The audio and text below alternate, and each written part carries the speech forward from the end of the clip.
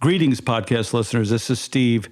Today's show is a 100% absolute must listen. We're talking today to the man, Kevin Guthrie. You know Kevin, FDEM. Fantastic. He has a lot of new information to share. It's critical. It'll help you recover faster, and it'll help you recover FEMA dollars faster. Thanks for listening.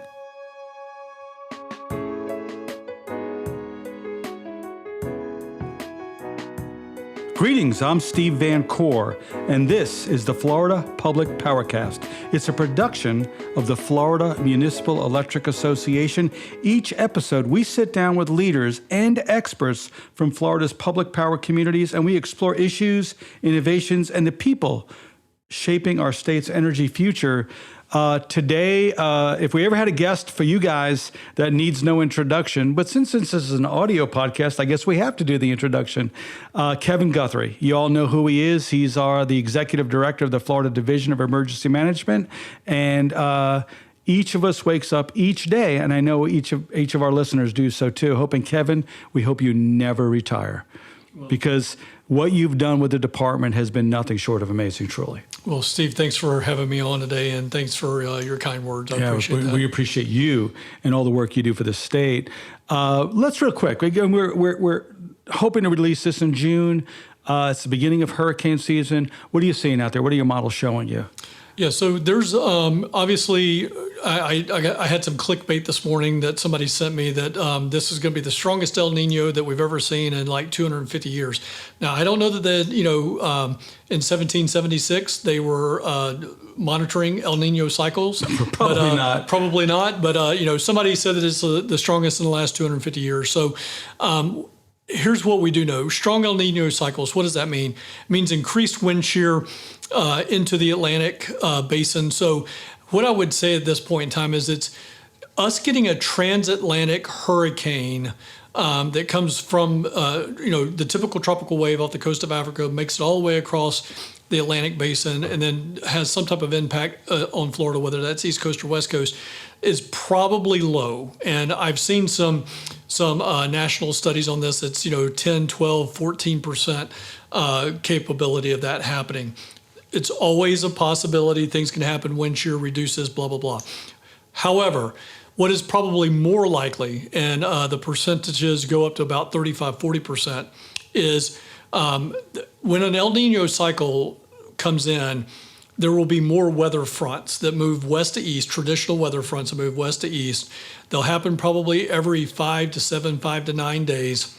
And what happens is things could still develop in the Gulf of America, Southern Caribbean. And what will happen is these storms will cycle up, and then they'll ride the frontal path of these fronts moving. And that's why they think they'll stay away from us. Right. That seemed to happen last year. It was like there was an iron dome, as it were, off the East Coast. They kept bouncing out and going up to Nova Scotia. So the only thing that I will just caution people with is most of us know that Jamaica is not too far away. Last year was an El Nino cycle. Now, it wasn't a super El Nino, which really doesn't mean anything. It's still an El Nino cycle. Hurricane Melissa was a Category 5 storm that hit Jamaica with 180 mile an hour winds. It's tied on record. It's one dial turn from being Miami. Right. So it is literally a few degrees wobble, a frontal system that slows down versus speeds up, hitting Naples, hitting Miami, hitting the Keys. So I don't want people above the I-4 corridor to think we're out of the window of opportunity and possibilities here. At the end of the day, we always tell people, and I would tell this particular group at FMEA, is be ready for your one. We want everybody to be ready for. It just takes one bad one. Yeah, and which leads us into my second thing I wanted to discuss with you, which is what it's almost cliche now. These folks are professionals. They're out there. They're doing their tabletop exercise. They're doing their reviews. They're doing all that stuff. But what extra stuff do you think you're advising your folks to be doing right now? Because right now is the time to prepare for that July, August, September storm. Right. So you put the focus on preparedness, which is right where we want it to be. But one of the things that we're doing differently now in the state of Florida, we just started doing this over the last year. We actually trademark this quote, prepare to recover. We have been preparing Floridians for decades to prepare for the response. But especially for this particular podcast and for this particular audience, it's not just about the response. What do all of the CEOs of all of these municipal electrics want? They want that money back as fast as possible. That's a part of the recovery process.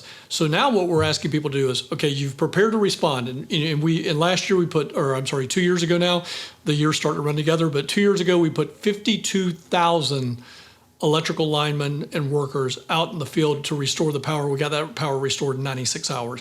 That's a historic feat. That's ridiculous. It's ridiculous. Kevin, it's funny because every time I talk to you, there's like one nugget in my brain. And you're right. It's one thing if you're a city, you're a county, you're DOT, you want to get things going again just because you're a good public servant. But there's additional motivation if your city or your county's revenue stream is largely dependent on making sure those meters are running. Right. So now you're more incentivized as well to do Even that. more so. And that's a whole other question that I want to dive into you at some point in time in the future with Steve is the taxable revenue that comes into the state of Florida every single day is $235 million a day.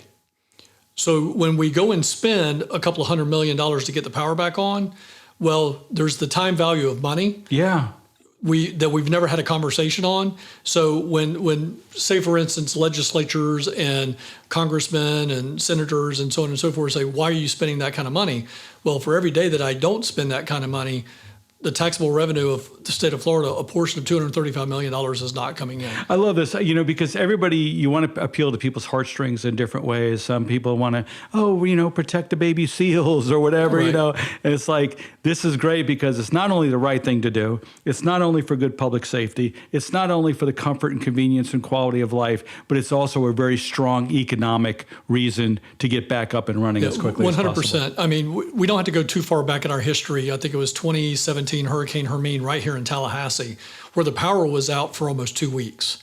What was the taxable revenue of the city of Tallahassee at that particular point in time, Leon County, and how much did we lose in potential taxable revenue for a 10 to 14 day period without that? But bringing us back, because you and I could dive down that rabbit hole all day long, but bringing us back to the prepare to recover. How do we start exercising recovery?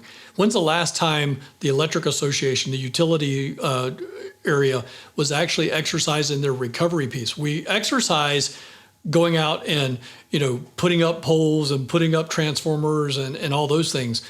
We very rarely raising those electrical boxes, right. Raising your 5G boxes, right. Whatever. But now I call on people to exercise the recovery, exercise the documentation.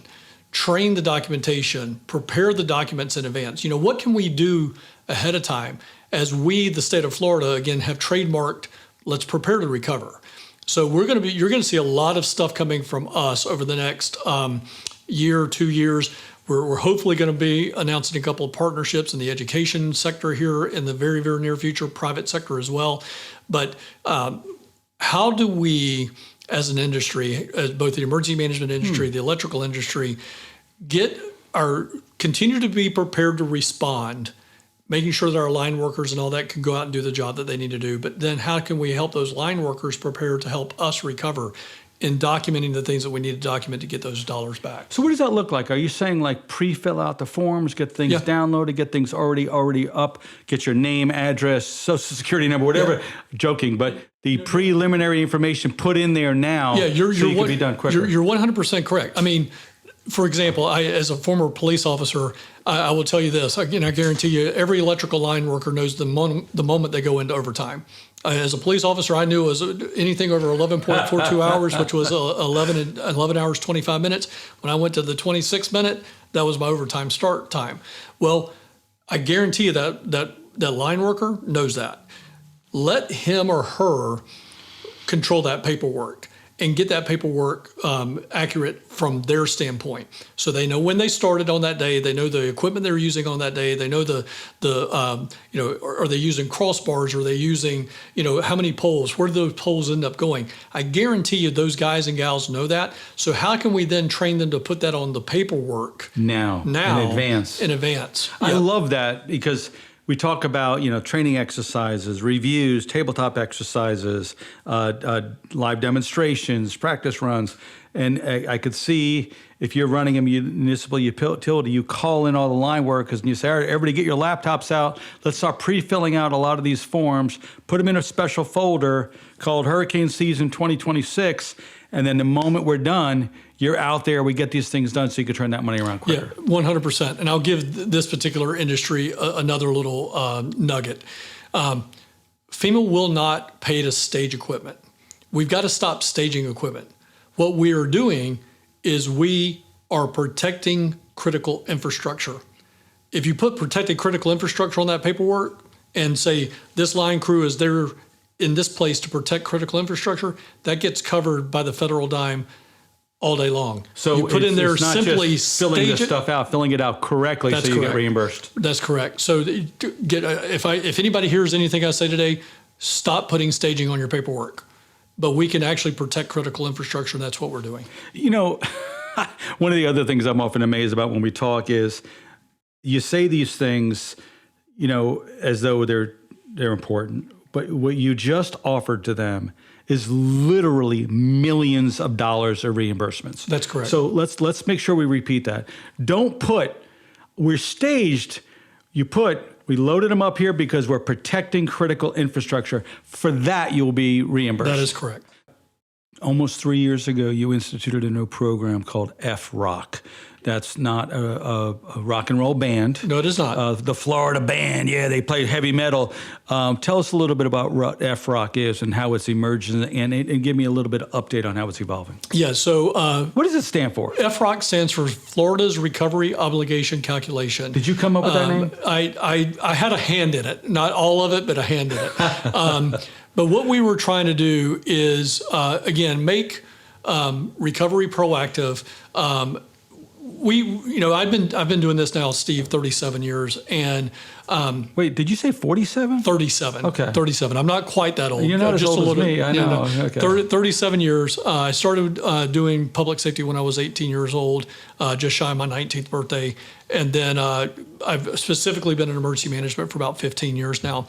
But when I had to do my very first project worksheet, there was nothing in the industry that prepared me to do that project worksheet.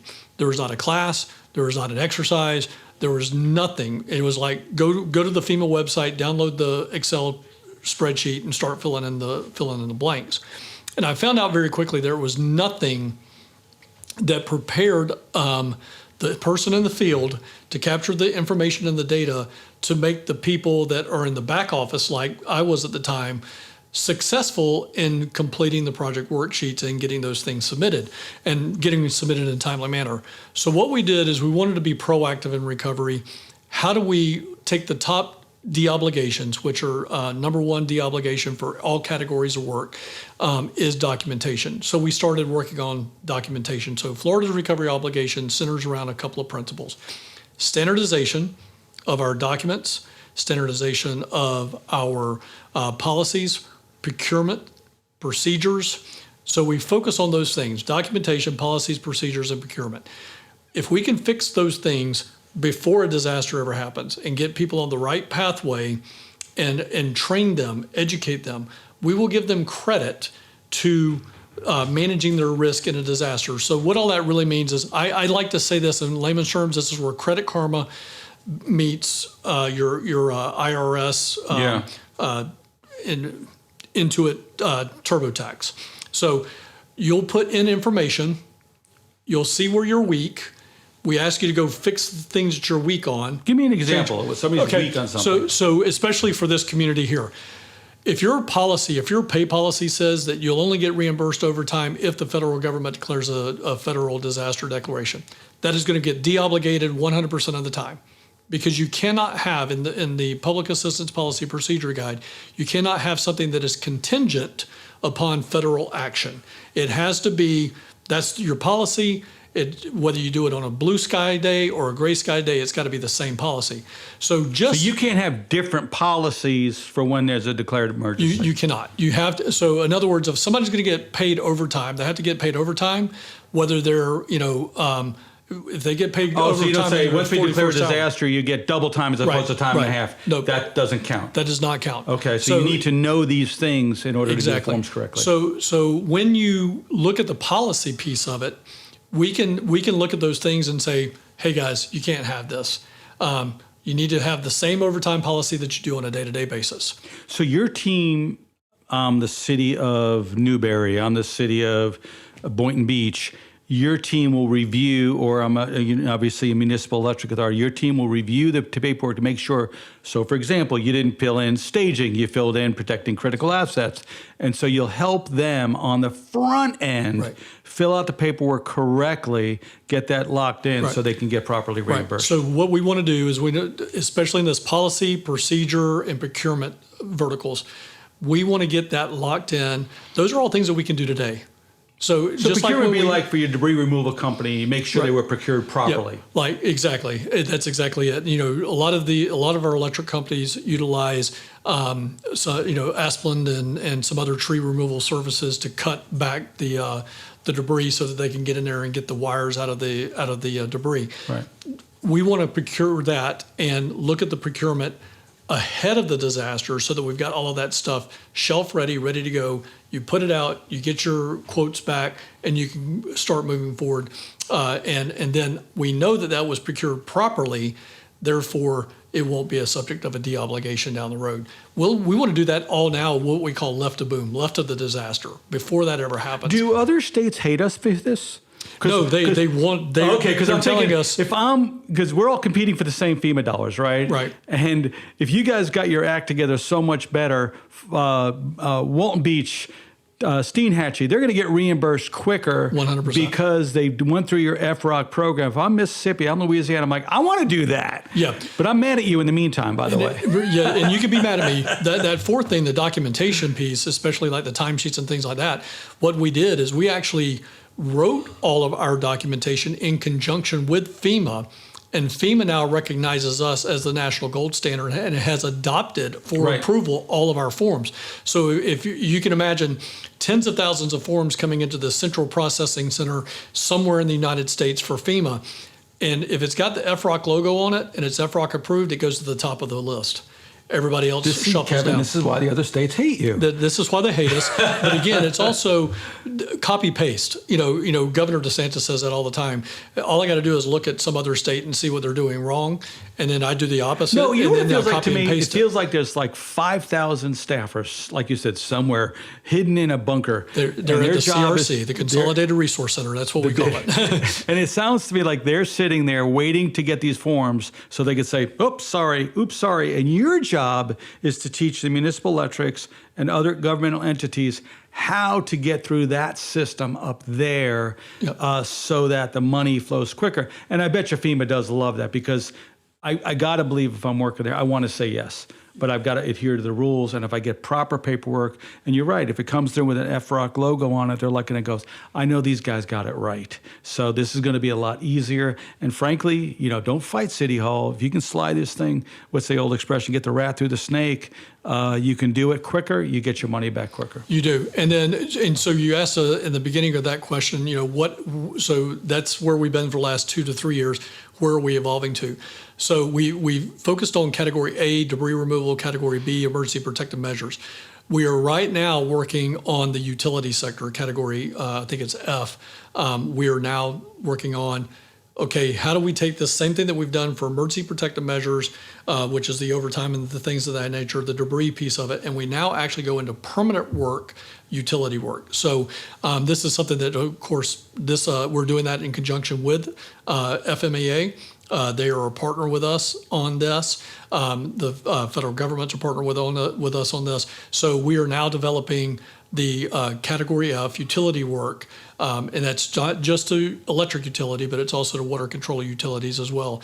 And we're building that vertical out now. So there is I think 7 categories of work, Category A through G, plus Cat Z. So We've done 2 of those verticals already, Category A, Category B. We're now going to jump to Category F because that's the one area that we spend an awful lot of time in on rebuilding the utility And is it similar network. standardizing responses? So Yeah, you can get, again, it's going to go back to the same thing. We want to standardize the documentation. We want to focus on the plans, policies, procedures, and procurement and get that to a point before the disaster ever happens that we've got all of these things worked out so that when the disaster happens, we're much, much better at it. I love that. Talk to me. So we're talking a lot about FEMA here, and I know you're serving on a FEMA review council. Is that still a work in progress, or is it over? So we submitted our report on a couple of weeks ago. I think our council actually sunsets on the 29th of this month. The FEMA Review Council report is out for public comment right now. People can go to the federal registration Okay, notice. so what we're about to talk about is Yep. public record. Yep, There's it's all no public secrets record. No here. secrets. That what for those who haven't sat through your 600-page FEMA Review Council report, what are some of the highlights and what are some of the takeaways? Well, we did whittle it down to 75 pages. Good for you. So we tried to be nice about that. But some of the big takeaways, especially for this industry, is we want to figure out a way, and the council's recommendation was, how do we streamline the public assistance process and make it more rapid? How do we block grant dollars to what we call applicants and subrecipients of federal dollars?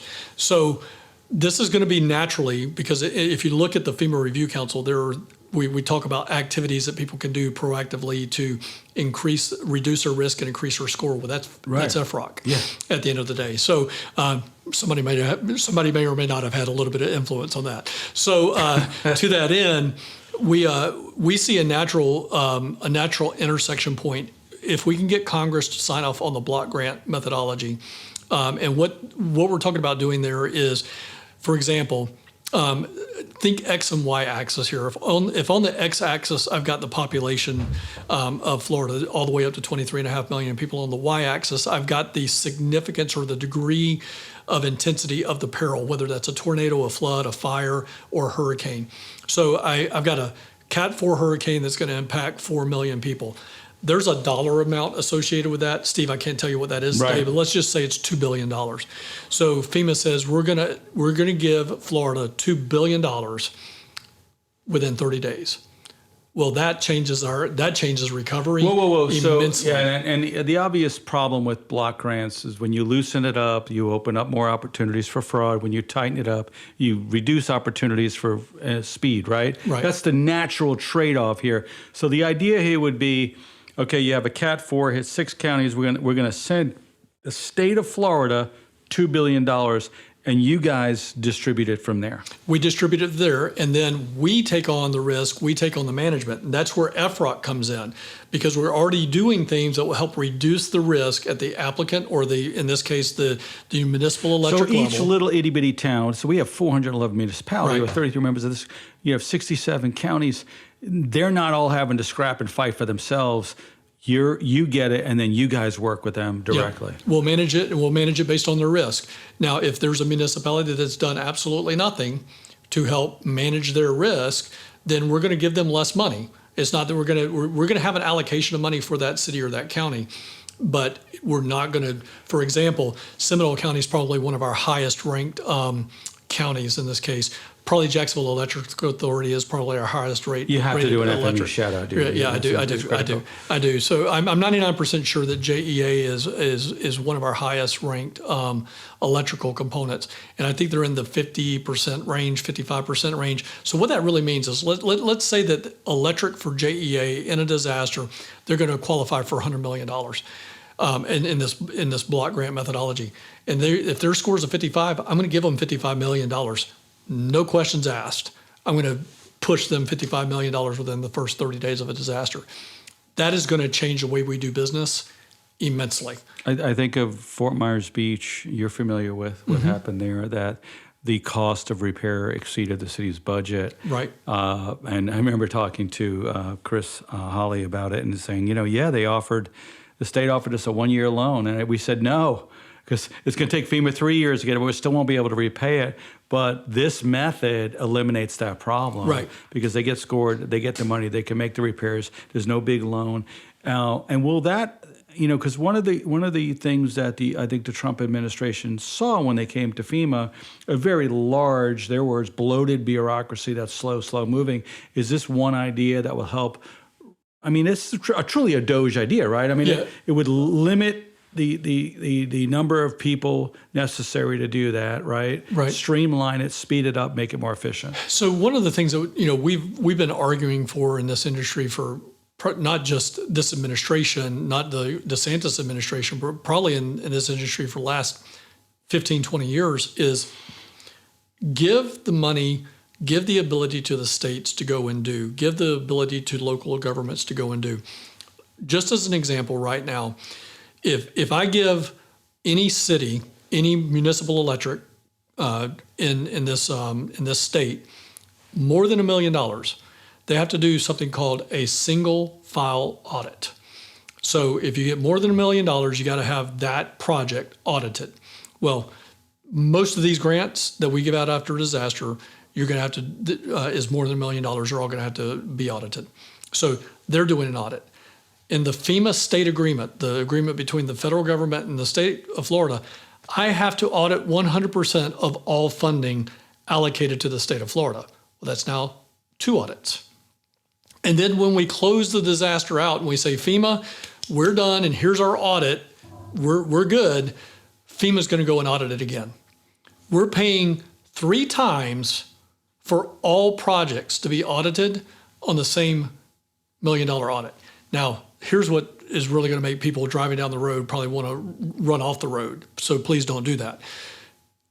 It could theoretically be the same freaking company, the same Fortune 500. That bid. I want that job. It could literally be the same Fortune 500, Fortune 250 company that's, the big, we'll just say initial companies that are in the auditing business. Yeah. And they could have literally the contract at the local government, at the state government, and the federal government. They just change the table of contents and resubmit it and get a nice bill. I'm going to use a very technical term, Steve, here. How stupid is that? I mean, that is triplicative work. If a CPA... Now, triplicative is a cool word. That is a cool word. I've never heard that word before. But if it's good enough at the local level or the state level, then why are we spending, and this came out in the FEMA Review Council, an estimated $2 billion a year annually just on the overhead and management of auditing. Of the auditing. Just $2 billion. At the federal level. So how are you feeling about the report? I feel really good about the report. We spent a lot of time. We spent over a year on that report. We came up with 10 recommendations, over 50 actions that are included in the report, and I feel really good about it. I think a lot of people thought it was going to be a rubber stamp. I think a lot of people thought we were just going to be, a bunch of red meat Republicans going out and listening to this. Jane Castor, she was on that council for mayor of Tampa. She was very, very vocal, really looking out for cities and other jurisdictions. She was, and Mayor Jane and I have known each other for quite a long time, but we were all very involved. Whether you were now one former governor, or actually 2 former governors, a current sitting governor, a mayor, a sheriff, practitioners in the field, we put thousands of hours of work into this thing, and we feel really good about it. We feel very strongly about the recommendations. It is not, if you read the report, it's not going to be how do we fix it and fix it tomorrow. It basically goes into 3 buckets. There's things that the administration can do through executive order and policy. There are things that they can do through the FEMA administrator and work rules, changing some of those things. And then there's things that are going to have to be legislative. And I think, but what I do know right now is there is a desire by Congress, the Senate, the Executive Office of the President, and FEMA that all want to make changes. They do want to get better at what they're doing. They don't want to be that entity that holds people up from recovering from disaster.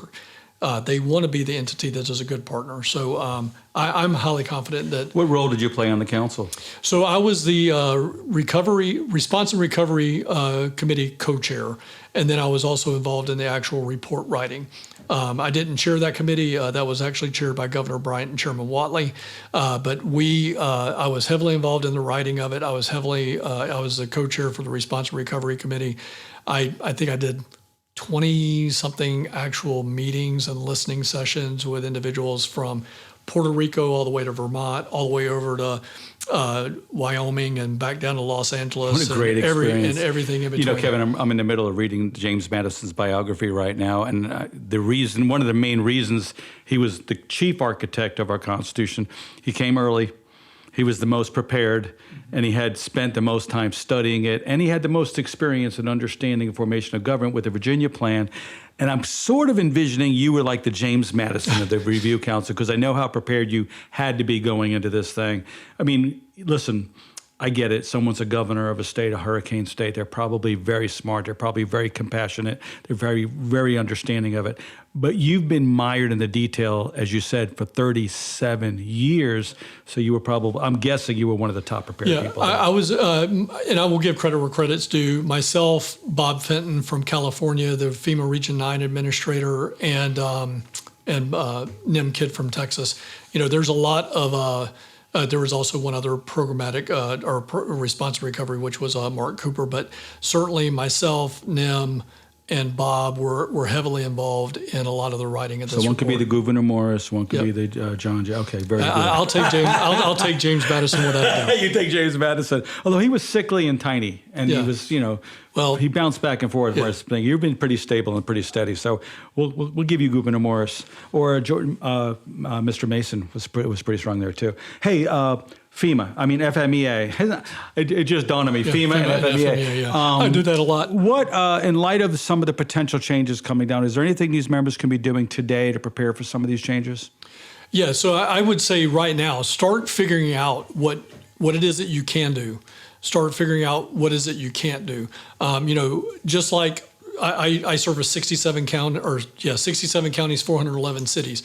They are not all Miami-Dade, but they are also not all Micanopy, right? I service everything in between. Right. So what can you do? Look at the FEMA Review Council report, even if you only read the executive summary, which is about 15 pages.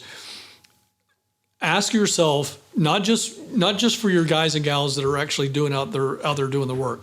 Ask your back office staff. Okay, what can we do? Could we adopt these standards? Could we adopt?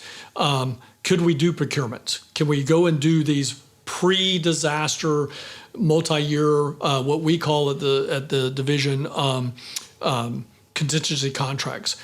Can we do that? Do we have the bandwidth to do that? And if we do, okay, that's something we can take on. Let's go and do that. We'll do that. We'll walk that walk with you. We're not asking you to walk it alone. I will have my compliance team right there working alongside of you. So I would say review the report, not just the FEMA Review Council report, but also if you're not a part of the Florida Recovery Obligation Calculation or F-ROC, see what you can do there too, because there will be an intersection point between F-ROC and what comes out of the federal level.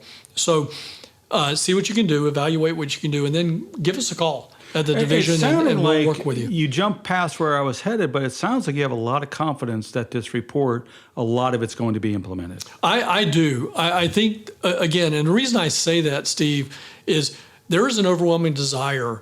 I've been back and forth to D.C. probably a dozen times over the last year, but there are Congress, both sides of the aisle, senators, both sides of the aisle, that are really, really wanting to engage and fix what we all think is FEMA's problem. At the end of the day, it's not FEMA's problem. I'm going to be honest with you. And I've had very, very candid conversations with congressmen and senators. A lot of the problem is inside the law. This reminds me, Kevin, of people complain about the IRS collecting these taxes. They're doing what Congress told them. Right. They're going, and they promulgated rules, they had public hearings, they're doing what they were told. So you're right. If it's a problem with the law and FEMA's doing what you guys told them, that's not FEMA's problem, it's your problem. Let me just give you, I think this will sum it all up in a couple of sentences.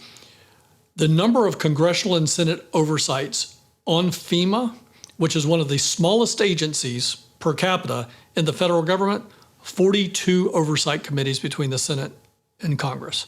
42. That's a lot even for Congress. Exactly. I mean, I literally talked with some of the FEMA staff who said, Kevin, we are in conflict with two different oversight committees. This committee says you will do this. This committee says you won't do this. So we don't do anything. And we know it's going to make one of them mad. that's where the problems lie. So how do we start to get into the congressional of it all? And we're not saying throw the baby out with the bathwater. We're not saying flush all of 44 CFR, the Stafford Act. But right now, again, I believe that there is an overwhelming desire to have, from the congressional side, from the Senate side, from the executive office of the president, let's stop this. Let's get it right. Let's go back to the drawing board. Let's get it right. Let's look at these recommendations and how can we build off of those recommendations. One thing I hear steadily, whether it's FMEA or talking to city managers, others in the disaster relief world, is I always learn something after each storm, something I could have done better, something I should have done better. We talked with Mike Crow of Tallahassee, who, by the way, his team took home the most medal in the lineman competition. Oh, really? I'm just plugging my city there. There you go.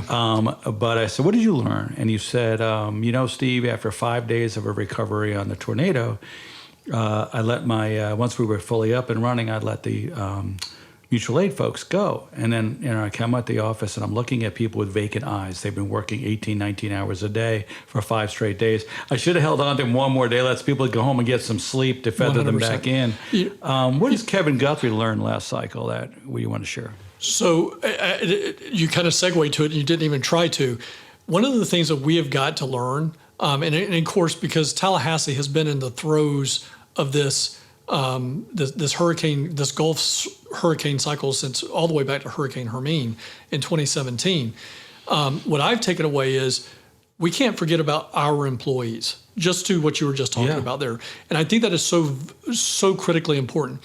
We cannot forget that the men and women that are in our city, Florida, wherever that's at, to all the listeners that are listening to us today, wherever your city is at, you got to remember that your employees are residents where you live. And to your point, hang on to that mutual aid another day or two, maybe a week, so that you can let your staff who's got the power back on, who's got the water back up and running, whatever it is that they've done, let them take an opportunity to go be a disaster survivor. Because the likelihood that their house was impacted. They got to worry about water. They got to worry about their kids. They got to worry about electricity. They got to worry about cleaning out the yard with the dead trees and that. They got to do all the same things we've got to do. One of those tornadoes that hit Tallahassee a couple of years ago, at ground zero was one of my communication staff. She was in her apartment completely collapsed. My stepdaughter, a tree went right through her house. Like 20 minutes she left to go. She's a teacher. She left to go. Tornado came through. Like she just got into her classroom and learned.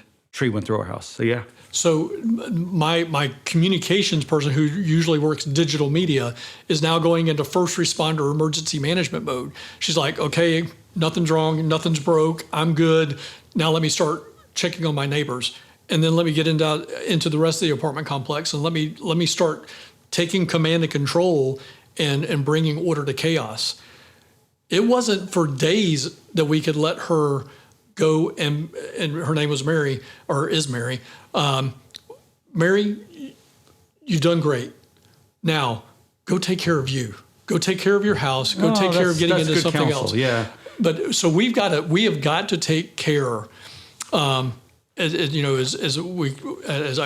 start to wrap this up, I call to action all of the CEOs, all of the administrative officers and all that.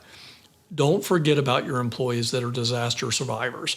They go out. I don't think any lineman out there is not going to want to go out there and do the right thing for their community. Immediately. And they will That's immediately why they do what do they that. do, and they love that. They will put their stuff on the back burner, but hang on to that mutual aid another 3, 5, 7 days. Let your disaster survivors or your workers who are also disaster survivors go take care of their stuff next. I love that. Any final comments for the members of the FMEA?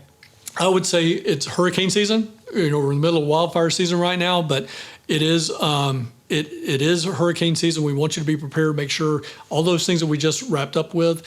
Make sure your family is taken care of. Make sure you have a plan for your family. Make sure you have food, water, the things that you need for your family. When we ask them to evacuate tens of miles, not hundreds of miles. Get to a safe structure, safe shelter, and listen. Wait, evacuate tens of miles, not hundreds of miles. I would have thought it would have been the opposite. Yeah, so and I forget, Steve, you and I haven't done one of these shows in I feel like about 2 years now. But one of the things that we've really tried to change is we don't want to over-evacuate a location. So, for example, go all the way back to Hurricane Irma. Southeast Florida over-evacuated by 4 million people. Over 6 million people got on the road to evacuate. Only 2 million people were asked to evacuate. We over-evacuated by 60-something%. So, and then when they left, they drove all the way up to Orlando. They drove all the way up to where the Turnpike and all that comes together, Ocala, Sumter County. They didn't need to go that far. All they needed to do was literally go up to Palm Beach, tens of miles, not hundreds of miles. So that's what we're asking people to do now is when we do ask for the evacuation, we want you to get to a safe structure that's tens of miles inland. You don't need to go all the way to Georgia. You don't need to go all the way up to Orlando. So you don't need to necessarily get out of the cone, like completely out of the cone, but just get just enough out. Yeah, the Florida building code. And that'll save the roads, that'll save traffic, that'll save people costs. Because one of the reasons a lot of people don't evacuate is financial. And we're in a tough financial time right now, so I can understand that. Right. All we want you to do, another program we have is keep your electric vehicles and your gas tanks halfway full this time of year. Because again, if we ask you to evacuate, you'll have more than enough gas to go tens of miles. So again, go to that school, go to that church, go to a friend, family, relative's house, wherever we've got open infrastructure for you to go into, and we will have open infrastructure in your city, in your county. All we're doing is asking you to go tens of miles. You don't have to go hundreds of miles anymore. Very interesting. That's a really cool, interesting.